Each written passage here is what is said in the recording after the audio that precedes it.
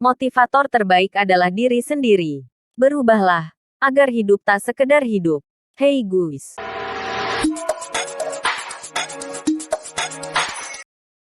Orang-orang sukses. Motivasi adalah sebuah dorongan semangat atau perubahan energi dalam diri seseorang yang ditandai dengan timbulnya perasaan dan reaksi untuk mencapai tujuan. Artinya, dalam hidup ini kita akan selalu membutuhkan motivasi untuk melakukan berbagai hal dalam mencapai tujuan-tujuan kita. Motivasi terbagi bermacam-macam bentuknya. Ada orang yang semangat dan termotivasi karena uang. Ada juga karena pujian. Ada juga yang memang ingin berbagi manfaat dan kebaikan. Bisa juga orang termotivasi karena ingin mengikuti langkah pencapaian seseorang yang dia sukai, misalnya ingin seperti Mark Zuckerberg, Jack Ma. Biasanya, orang yang selalu termotivasi akan terus-menerus berusaha melangkah bahkan berlari untuk mengejar cita-citanya. Sayangnya ternyata motivasi terkadang tidak hadir dalam diri kita. Akhirnya timbullah hal-hal negatif pada kehidupan sehari-hari, seperti rasa malas, sedih, takut, merasa tidak sanggup dan berbagai hal negatif lainnya. Sehingga kita membutuhkan motivator dalam hidup kita.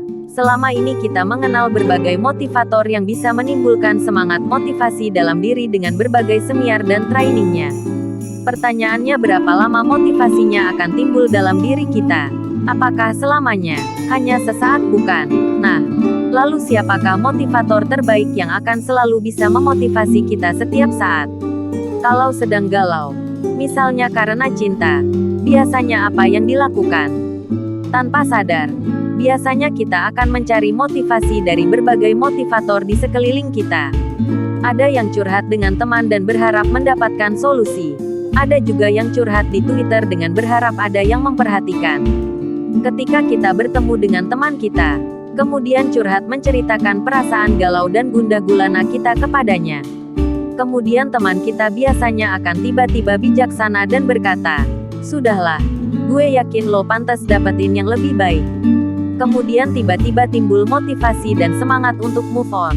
Ketika selesai curhat, biasanya ada perasaan lega. Tapi tentunya, teman kita tidak bisa selamanya hadir di samping kita. Ketika dia pulang atau berpisah dengan kita, apakah motivasi itu tetap hidup?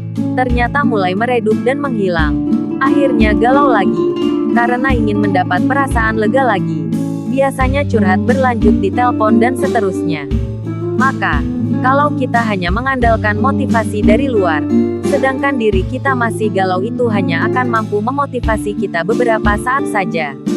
Namun jika motivasi itu benar-benar kita munculkan dari dalam diri sendiri, maka kapanpun kita sedih, galau, gundah, kita bisa memotivasi diri kita kapanpun kita mau.